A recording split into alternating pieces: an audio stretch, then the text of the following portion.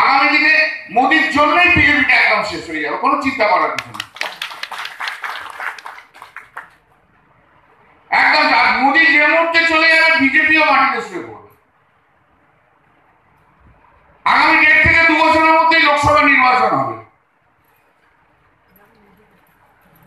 একদম 2026-এর মধ্যে দেখবেন বিধানসভা লোকসভা নির্বাচন হবে।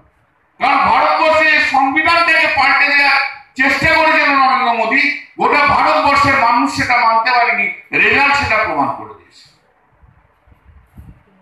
আর আমি একথাও রাহুল গান্ধীকে বলেছি যে কংগ্রেসের অধীর চৌধুরী যদি বেইমানি না করতো তাহলে কিন্তু সত্যি সত্যি নরেন্দ্র মোদী আজ পড়ে যাচ্ছে।